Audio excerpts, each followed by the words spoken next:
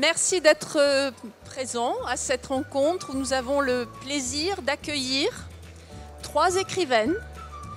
Alors, Catherine École-Boivin, Isabelle Desesquelles, et puis nous attendons Sylviane qui ne va pas tarder à nous retrouver, moi je l'espère. Alors je vais commencer avec vous, Isabelle, avec ce roman qui s'appelle « Je voudrais que la vie me prenne ». Et vous l'avez là, juste devant vous. Je tiens à préciser que la rencontre qui nous réunit là aujourd'hui s'appelle « Force de vie ». Et effectivement, ce que l'on va découvrir pendant ces 30 minutes que nous allons avoir ensemble, c'est qu'est-ce que c'est que finalement la vie et comment on fait un destin et également la fragilité de la vie. Et je crois que c'est ce qui est extrêmement bien dépeint dans les 3 livres que nous allons aujourd'hui simplement effleurer. Alors Isabelle, avec ce titre « Je voudrais que la vie me prenne », qui sonne un peu comme un vers de poésie, vous racontez l'histoire d'une enfant qui s'appelle Clémence. Et c'est l'éveil de Clémence sur le monde, sur la beauté du monde, sur l'idée du bonheur. Et puis on sait que ce bonheur, il est fragile. Comme le dit si bien Prévert, le bonheur, on s'en rend compte qu'il existe quand il s'en va à petits pas. Alors on a tout de suite compris que ce livre était quelque chose ce livre raconte quelque chose d'assez fort, je dirais même bouleversant. Et je voudrais que vous nous racontiez un peu comment ce personnage de Clémence est venu. Bonjour à tous, vous m'entendez? Oui? Je ne sais pas si le micro ne marche pas. Si? Bon. Merci de votre patience déjà. Donc voilà, comme le disait Bérangère, ce roman, cette phrase, ce titre, « Je voudrais que la nuit me prenne », en fait revient comme un leitmotiv, comme une cadence et je dirais comme un fil rouge tout au long du roman. À un moment ou à un autre, tous les personnages du livre vont y penser à cette phrase, voire vont la dire, cette phrase. Et qu'est-ce qui fait dans l'existence qu'à un moment donné, on a ce désir que la nuit nous prenne? C'est ça que j'ai voulu raconter. Qu'est-ce qui fait que la nuit nous paraît être le seul lieu où continuer de respirer, d'être, où continuer de rêver, où continuer de vivre? Et cette petite fille, Clémence, elle a ceci de déroutant, et c'était évidemment volontaire, qu'elle a 8 ans, mais elle n'a pas la voix d'une enfant. Et j'avais envie, si vous voulez, à la fois de raconter cette histoire d'une enfant, ses parents, les émerveillements de chaque jour, l'absolu du bonheur. Je les place dans une bulle, loin du bruit du monde, au fin fond de l'Aubrac, ces grands plateaux, ces grands ciels, ces couchants, son père et son instituteur. Et il y a beaucoup de poésie, beaucoup de fantaisie dans leur quotidien. Mais dès les premiers mots, dès la première phrase, on sent que cette bulle-là, elle peut éclater. Et voilà, c'est écrire une enfance au bord du précipice, avec ce moteur narratif de ce que l'on redoute le plus. Et j'avais envie, dans ce livre, après tous les précédents, de raconter une histoire, mais de la raconter, je dirais, de façon très particulière, singulière, en explosant, je dirais, les frontières du temps, explorer ce que j'appelle les plis et les replis du temps. Et cela, je le fais à travers la force des souvenirs, les souvenirs qui blessent et qui sauvent, qu'on abrite, qui sont, je dirais, selon le tempérament que l'on a, selon son caractère, qui sont une vie secrète, dans un flux un peu permanent, plein de sensations, de bruit, de ce que l'on ne dit pas et que parfois on ne se dit pas à soi-même. Mais c'est là, ça vient avec nous. Et selon son tempérament, selon son caractère, ça va prendre à un moment donné une certaine place, voire toute la place. C'est ce qui se passe dans cette histoire et dans ce livre.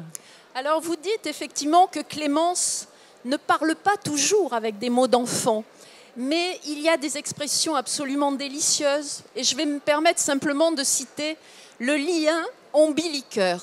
Alors moi je voudrais que vous nous disiez ce lien ombiliqueur. Comment l'avez-vous trouvé celui-là? Le lien ombiliqueur, je l'ai trouvé il y a 42 ans, c'est-à-dire quand j'ai commencé à écrire dans ce que j'appelle une écriture mentale. J'avais 8 ans, été 76. Je me souviens très précisément du 25 août 76. J'ai été frappée dans ma tendre enfance par un événement, on va dire, tragique. Et j'ai commencé à écrire à ce moment-là, dans ma tête. Pendant des années, je me suis tournée vers les livres, vers la lecture. Et le lien ombiliqueur, c'est celui qui m'unit, je dirais, à cette petite fille, à Clémence, la petite fille de la couverture, à mes plus proches. Il y a mon petit garçon qui est là, mon grand garçon, et au livre, à la littérature. Tout à l'heure, je vous disais les souvenirs qui blessent autant qu'ils sauvent. Je dirais les livres, la littérature, elle ne fait que sauver. Elle ne blesse pas.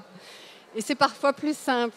Donc je me suis tournée vers les livres et j'ai commencé à écrire dans ma tête, toujours, tout le temps, chaque seconde. Et là, vous comprenez, on rejoint ce flux ininterrompu dont je vous parlais juste avant, cette vie secrète. Et Clémence, elle est le cœur battant de cette vie secrète. Et après, c'est mon 10e livre, et après les 9 livres précédents, je lui ai enfin donné une voix. Pour répondre à votre question, le lien ombiliqueur, il est dans mon premier roman. Cette expression, ces mots de lien ombiliqueur me sont venus dans Je me souviens de tout, ce premier roman qui a été publié, je crois, il y a une quinzaine d'années. Et dans chacun de mes livres, à un moment donné, au détour d'une page, alors je ne vous mets pas au défi de les lire tous, hein, mais cette expression, ces mots, le lien ombiliqueur, elle y est. Et de mémoire, elle est dans la première page de ce livre. Elle est dans la première page. Tout à fait. Et c'est vrai que vous avez insisté justement sur ce travail de mémoire et cette importance de la mémoire. Et vous avez dit aussi, je vous ai entendu dire dans une autre émission, que finalement, on écrit avec son chagrin. Et je crois que c'est une citation d'ailleurs, c'est un écrivain, je crois que c'est peut-être Fotorino qui le dit, ou je ne me souviens plus qui le dit. Mais l'idée d'écrire avec... Alors, est-ce qu'on peut aussi écrire avec son bonheur et avec sa joie? Parce que ce livre, j'ai dit tout à l'heure en le présentant qu'il était bouleversant. Il est bouleversant, mais en même temps, il est aussi gai. Il peut même être un peu fantasque. Finalement, ce livre, c'est la vie. Alors c'est vrai qu'on est toujours au bord du gouffre, mais la vie, c'est ça, c'est d'être au bord du gouffre en permanence, puisqu'on ne sait pas quand ça va s'arrêter. Donc c'est ça que je retiendrai essentiellement, avec une écriture évidemment ciselée, très pure, touchante, et avec cet enfant qui parle malgré tout avec des mots d'enfant quand elle évoque sa tortue, trottinette, qui est peut-être... l'évocation aussi de quelque chose qui peut disparaître. Trottinette, c'est l'animal qui peut disparaître. En fait, cette tortue qu'elle a enfant, Trottinette, ça va être sa première rencontre, je dirais, avec c'est un peu son enfance, elle s'en occupe, elle s'improvise sa maman, et cette tortue, elle va s'égarer, elle va se perdre, parce que contrairement à ce qu'on dit ou à ce qu'on croit, les tortues vont très très vite. Très vite. Elles déguerpissent, et elle découvre finalement ce que j'appelle le danger du bonheur. C'est-à-dire que le bonheur contient en soi un danger, à savoir qu'il s'arrête, qu'il se termine. Mais c'est vrai, je vous remercie d'insister là-dessus, à savoir que j'avais envie de cette oscillation permanente. On a utilisé le mot chagrin, on a utilisé le mot précipice ou gouffre, mais il y a cet élan permanent de la vie, cette avidité de l'enfance pour les premières fois, cet absolu de ne pas savoir de quoi demain sera fait, ces émerveillements de tous les jours. Et encore une fois, d'autant dans la nature, en pleine nature, quand on a son père instituteur, qu'on va sur le chemin de l'école main dans la main et qu'on s'extasie du changement des saisons, des rouges et or de l'automne, des verts tendres du printemps, et quand on prend la peine de regarder le givre, une feuille, le givre sur une feuille, et qu'est-ce qui se passe ? Qu'est-ce qui se passe la minute d'après ? Voilà, ça c'est toute son enfance, c'est tous ses émerveillements, et il y a la maman. On a parlé du père et la maman, c'est quelqu'un d'extrêmement fantasque qui est animé par une malice, une force de vie. Elle est ardente. Elle est ardente et en fait, il y a ces allers-retours de chaque jour entre quelque chose qui relève donc encore une fois, qu'est-ce qui va les toucher, qu'est-ce qui peut les blesser, qu'est-ce qui peut les atteindre, et cette force du lien ombilicaire, de l'amour qui les unit. Et la grande question, c'est est-ce que ce lien ou non pourra être rompu? Voilà. Je vous remercie beaucoup, Isabelle. Merci à vous. Merci de votre lecture. Je vous en prie. Alors, nous allons changer d'univers. Pardonnez-moi. Merci beaucoup. Je rappelle le titre. Je voudrais que la nuit me prenne, aux éditions Belfond. Et puis, bien sûr, vous pouvez retrouver Isabelle jusqu'à dimanche, peut-être. Jusqu'à dimanche soir, parce que je l'ai dit tout à l'heure, je ne prendrai pas le train. Je reviendrai chez moi, à côté de Cajar. Voilà. Alors, nous changeons d'univers. Nous changeons de région. Avec une histoire très forte. Mais je crois que vous avez quand même, Catherine, le goût des histoires très fortes et des personnages avec une personnalité justement extrêmement marquée. Alors nous sommes dans les années 60. Une femme, Yvonique, une femme qui est née dans les marais salants et puis qui va épouser un homme. Et puis, il y a la crise du sel dans ces années-là. Et c'est l'époque où beaucoup d'hommes partent pour travailler, bien sûr, dans les usines. C'est le début de ces fameuses 30 glorieuses. Et c'est formidable. Alors, les ouvriers s'installent à proximité des usines. En général, c'est eux qui travaillent. Il y a encore très peu de femmes dans les usines. Mais parfois, les femmes doivent travailler pour des raisons souvent dramatiques. En l'occurrence, ce personnage, il s'appelle Yvonique. Et un jour, son mari meurt sur le chemin du travail. Elle a un petit garçon. Il n'est pas tout à fait comme les autres, ce petit garçon. Il n'a pas un prénom comme les autres. Et elle rentre dans cette usine de métallurgie. Et elle fait connaissance avec le monde du travail, le monde des hommes et le laminoir. Et je dis le laminoir parce que le laminoir, c'est une bête. À la fois, il mange et en même temps, il réchauffe. C'est la force de vie de ce terroir. Donc, ce personnage, par qui vous a-t-il été inspiré, Catherine ? Eh bien, comme vous disiez tout à l'heure, ma spécialité, c'est les forces de vie. J'aime m'intéresser aux personnes qui ne sont pas tout à fait celles que l'on trouve d'ordinaire dans les romans. Et là, Yvonique est inspirée par une femme qui habite à côté de Nantes, donc où j'habite. Et je l'ai interrogée pendant 10 ans. Et j'ai interrogé aussi ses collègues de travail. Je me suis intéressée à sa vie ouvrière. Alors Yvonique, elle n'est pas belle. Mais alors, elle a un trésor. D'abord, elle a la force de vie. Je pense que ça, c'est utile dans la vie. Et c'est elle qui dit qu'elle n'est pas belle. Et elle croit vraiment qu'elle n'est pas belle. Et elle va épouser un ouvrier. Et ils habitent dans une cité ouvrière. Et là, elle a quelque chose. Son trésor, c'est ses bras. Pourquoi c'est ses bras? Parce qu'avec le sel, il faut porter des sacs. Et sa maman lui a dit autrefois, avant de mourir, elle est morte aussi tragiquement, les bras sont la force des femmes. C'est le plus grand trésor. Alors elle va muscler les bras de sa fille unique. Et elle ne sait pas pourquoi. Et la vie va lui donner raison. Parce que quand son mari meurt, elle a 6 jours pour s'en remettre. Et on lui dit, ou vous partez de la maison ouvrière où vous habitez avec votre petit garçon trisomique, ou vous venez et vous devenez manœuvre de force à la place de votre mari. Et notre Yvonique, elle y est allée. Elle y est allée.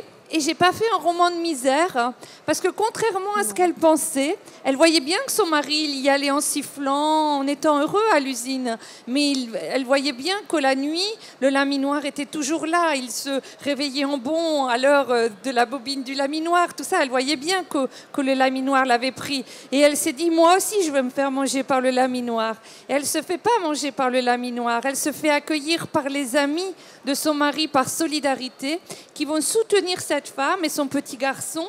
Et elle, eh ben, elle va changer de ville.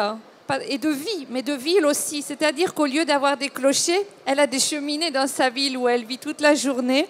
Et elle nous raconte son rapport avec les hommes à un moment où on n'a pas le droit, nous, les femmes, de porter des pantalons. Alors elle nous raconte la vérité, c'est qu'avec des bas, des jartelles, tout ça, c'est très inconfortable. Et puis, il n'y a pas de vestiaire. Il n'y a pas de vestiaire pour les femmes. Et puis, il n'y a pas d'endroit pour aller faire pipi. Et tout ça, elle nous raconte avec humour. Et donc, elle existe, enfin, le squelette du film, elle est inspirée par une personne réelle, mais on a l'impression qu'on rentre avec une caméra comme ça. Donc, je n'ai pas voulu faire un livre de misère, j'ai voulu faire un livre de joie au travail. Pendant les années 60, quand on est dans une usine, pourquoi, à un moment donné, on aime quand même être ici? Avec qui? Et qui rencontrons-nous? Alors, elle a des copines un peu extraordinaires, hein, mais elles sont 5% de femmes. Et puis, comme vous le disiez très justement, je vous parle du laminoir, le cœur de l'usine. C'est un personnage, le laminoir. C'est un personnage. Mais ce qui, moi, m'a beaucoup frappé dans le livre, parce qu'il ne s'agit pas d'un livre misérabiliste. Non. Absolument pas. C'est à la fois un livre de vie et un livre témoignage quand même, sur une époque que l'on a peut-être tendance aujourd'hui un petit peu à gommer, en pensant justement que c'était la période du plein emploi, de la prospérité. Et on s'aperçoit quand même qu'il y avait véritablement une France à deux vitesses, c'est-à-dire ceux qui effectivement recueillaient la richesse et les autres qui travaillaient très très dur. Mais ce travail était effectivement aimé. Et le laminoir, il est aimé. Mais il y a une phrase qui m'a profondément marquée. C'est quand elle commence à travailler et que bien sûr elle cherche un petit peu, elle fait des bêtises, enfin du moins elle se trompe, elle ne sait pas trop où il faut aller. Et puis elle se révolte aussi, elle se révolte contre l'autorité. Et à un moment donné, un de ses camarades lui dit « Si tu veux rester, si tu veux travailler, tu arrêtes de penser. Arrête de penser. » Et ça, c'est quand même extraordinaire, et lui cette dit, idée d'arrêter de penser. Arrête de penser et deviens un homme comme tout le monde. Et deviens un homme comme tout le monde. Elle est extraordinaire, cette phrase, quand même. Et en fait, vous disiez qu'elle a du mal à s'adapter et elle va apprendre les outils. Elle a appris à lire en 38. Elle est née en 38. Elle a appris à lire avec une enseignante qui n'avait plus de livres et qui avait des catalogues de Manu France. Et bien là, elle reprend ces catalogues de Manu France et le soir, elle révise les outils. Parce qu'en fait, vous vous rendez compte, elle a 6 jours simplement pour s'adapter. Elle devait devenir dactylo. Et ça, le catalogue de Manu France a beaucoup de place dans sa vie. Et tout ça, bon, bien sûr, c'est une belle histoire. J'arrête le livre quand elle choisit d'être licenciée parce qu'elle voulait devenir dactylo. Mais en fait... l'idée, c'était vraiment ça, de vous donner envie de rentrer avec elle dans un endroit qu'il a reconstruit et qui, à la base, elle pensait que cet endroit allait la déconstruire. Alors, je voudrais aussi vous demander quelque chose très, comment dire, dû à l'actualité, en fait. Parce qu'elle va donc quitter l'usine. Elle va choisir d'être licenciée et puis on s'aperçoit que c'est quand même dans les années 80, 90, 2000, vraiment la fin de cette prospérité et de cette importance de l'usine. Et aujourd'hui, il y a 2 jours, un écrivain, Nicolas Mathieu, a eu le prix Goncourt pour un livre. Oui, c'est vrai. Hein, Leurs enfants après eux. Leurs enfants après eux. Qu'est-ce que vous avez envie de dire de ça, justement? Eh bien, justement, je pense que pour Nicolas Mathieu, son livre, il parle de avant Yvonique, c'est-à-dire quasiment ses grands-parents à lui. Et donc, il commence à comprendre qu'avec la fin des usines, c'est tout... Enfin, à ce moment-là, Yvonique, quand elle gagne un salaire, ça a du sens. Et quand les ouvriers à côté d'elle, ils gagnent un salaire, ils arrivent à acheter de temps en temps des agglos, ils vont se faire des petites maisons au bord de mer. L'argent vaut quelque chose. Et ils savent déjà au moment des premiers licenciements, vers 75, 16, 19, au moment où on démantèle la sidérurgie, eh bien qu'on va vraiment avoir des soucis. Ils le sentent. Et cet attachement au travail, c'est pas que pour eux-mêmes. C'est simplement, ils savaient que pour la société, cette vie dans les cités ouvrières, où on partage tout, où on partage même la toux, parce qu'elle habite dans une petite maison en bois, elle entend les gens tousser. Je veux dire, tout ça, ça va être terminé. Et c'est vrai que j'étais contente de ce prix pour nos enfants, leurs enfants après eux, parce que je me dis que finalement, ces gens dont on ne parle pas, mais qui sont nous tous de 95% dans les romans, eh bien, de ces gens, tout à coup, on se dit, mais oui, c'est pas ils ont existé, ils existent. Et moi, là, le livre est sorti le 4 octobre, j'ai un monsieur de 87 ans qui a travaillé dans l'usine d'Ivonique, et il m'a dit merci, il s'écroulait en larmes, et ça, c'est quelque chose qui fait vraiment plaisir. Et il n'avait pas lu, il m'avait vu à la télévision à France 3, Pays de la Loire, et il m'a dit, mais c'est incroyable, jamais personne a raconté notre travail. Et ce livre, j'ai commencé à l'écrire de colère parce qu'en 2014, le dernier laminoir a fermé dans l'usine qui est maintenant ArcelorMittal. C'était à l'époque les forges de Bassindre. Et en 2014, je vois une émission avec des hommes qui portent des brassards noirs. Et ces jeunes, ils ont 40 ans, on est en 2014, ils pleurent leur laminoir. On leur dit, vous continuez l'usine sans laminoir. Nous, de Florange, on vous emmènera ce qu'il faut. Vous allez barboter maintenant, mais vous n'allez plus faire le travail noble de lamineur. Et je les vois pleurer à la télé. Je dis, allez, ça y est, l'histoire d'Ivonique, il faut que je la raconte parce que elle, ce laminoir que vous fermez, elle l'a vu naître. Je vous remercie beaucoup, Catherine École-Boivin, et je voudrais aussi signaler que vous avez été en résidence à Brive et que d'ailleurs, dans ce livre, vous découvrirez aussi une évocation de Brive. Et elle est très jolie, cette évocation. Je rappelle le titre, La Métallo, Catherine École-Boivin, aux éditions Albin Michel. Merci beaucoup. Et nous accueillons Sylviane. Merci beaucoup d'être arrivée avec un peu je crois, de difficulté. Mais l'important, c'est que vous soyez avec nous maintenant. Alors, votre dernier roman, Sylviane, il s'agit du choix de Claire. Alors, on va changer d'époque encore. On va revenir là, dans le passé, un petit peu. Mais c'est encore une histoire de femme, une histoire de liberté, une histoire de choix. Comment on peut se mettre en danger parce qu'on considère qu'il faut, entre guillemets, sauver sa vie. Pas forcément physiquement, mais parce qu'on a envie de vivre différemment. Alors, le choix de Claire, c'est tout simplement l'histoire d'une jeune femme, bien mariée, comme on disait à l'époque, jeune corrézienne. Pas si bien que ça quand même. Non, mais bien mariée au sens matériel du terme. Voilà, parce qu'à l'époque, en 1935, le mariage, c'était aussi une histoire d'argent, disons-le. Beaucoup. Et donc, cette jeune femme est bien mariée, avec un banquier prometteur. Et un jour, évidemment, elle s'aperçoit que c'est peut-être pas tout à fait ce dont elle aurait rêvé. Alors elle va prendre son bagage et elle va revenir dans sa région. Et la région, c'est Brive. C'est également le sud de la Corrèze. Alors je dirais que dans ce livre, le troisième personnage, c'est finalement la Corrèze, oui, du moins un des protagonistes. J'aimerais bien quand même ajouter juste une petite chose. Alors, je vous laisse la parole pour nous parler de Claire, bien sûr. C'est gentil. C'est-à-dire, elle prend conscience que son mariage ne va pas. Plus près du micro. Elle prend conscience que son mariage ne va pas, mais parce qu'elle a un désir d'enfant qui est très fort. Or, elle voit que son mari, lui, n'en veut pas. Il est jeune, il a une carrière à faire. Il lui dit, pour l'instant, je ne veux pas d'enfant, tu as le temps. Bon, et elle a quand même 26 ans. Et elle se dit, mais j'en veux absolument un parce que ma vie est en train d'être gâchée. Et donc, elle voit bien qu'elle n'a rien à faire d'autre que de partir, effectivement. Donc, elle va le quitter et elle va partir chez sa mère à Brive. Bon, c'est quand même l'époque, elle ne sait pas très bien où elle est, donc elle va chez sa mère, c'est un petit peu classique.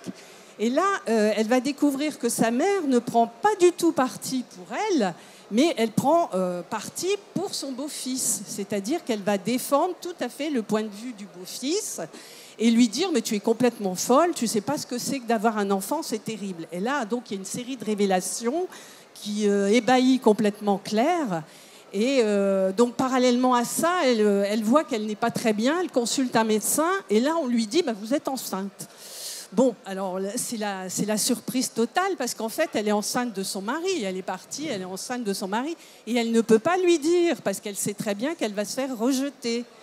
Donc, elle doit quitter sa mère qui ne peut pas entendre non plus qu'elle veut être enceinte et qu'elle veut un enfant. Et elle part, elle décide de partir chez une dame, la seule qui lui reste, c'est une vieille tante qui est une ancienne institutrice qui habite près de Brive et qui va l'accueillir et qui va, avec elle, on va voir comment elle va développer un magnifique dialogue et en même temps avoir cet enfant et cette ancienne institutrice va complètement s'investir, elle va aussi l'aider, elle va l'élever et là on va voir que tout ce qui va se passer aussi autour dans le village, parce que dans le village c'est très mal vu à l'époque, c'est une fille mère, donc elle est rejetée à peu près de partout et elle va se battre, aidée toujours par cette figure complètement emblématique qui est sa tante.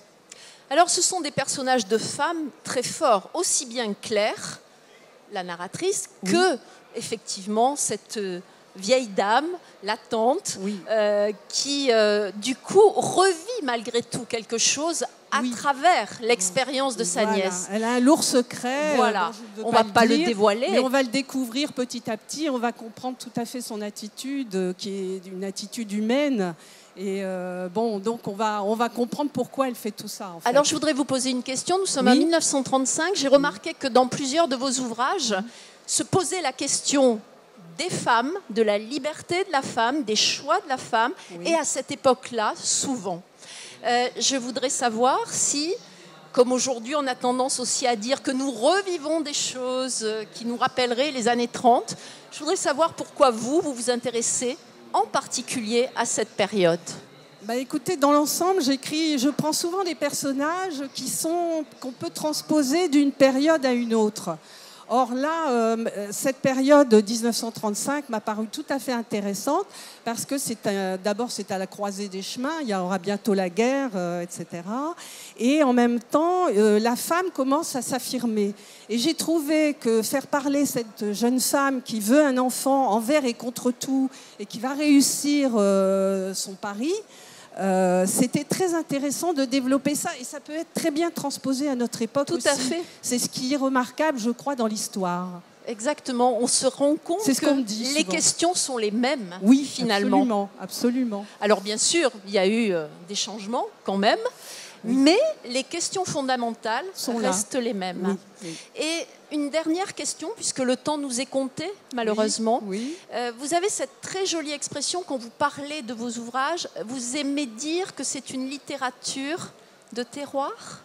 C'est ça ? Ben, j'aime pas tellement le mot terroir. C'est pas terroir d'une littérature, non. C'est au contraire, vous dites... C'est plutôt, disons, bon, c'est enraciné en région, à Brive. Voilà, une littérature enracinée. Mais je pense que vous aimeriez pas qu'on dise que vous habitez un terroir, quand même. Non, je ne sais pas. C'est parce que c'est une région. C'est une région extraordinairement riche, la Corrèze. J'ai des attaches maternelles en Corrèze, donc je la connais bien. Et j'aime bien placer mes personnages dans cette région parce que je trouve qu'elle est très vivante. C'est une région très vivante et donc qui change évidemment de la région parisienne. On a toujours un petit peu les mêmes choses et c'est simplement une question d'enracinement dans une région. Et la Corrèze m'a paru assez providentielle pour écrire cette histoire. D'accord. Je vous remercie beaucoup et je rappelle le titre de votre ouvrage, Sylvie Anne, Le choix de Claire, qui est paru à Terre de France. Je crois que c'est l'édition qui est Presse de la Cité et je crois que c'est Terre de France qui a généré ce lapsus de terroir. Je suis désolée. Je vous remercie beaucoup et je crois que vous allez être présente peut-être le dire au... Alors évidemment, je dédicace, comme tout le monde ici, je dédicace mon ouvrage au stand de chez Cultura, je crois. Voilà. Merci beaucoup. Merci.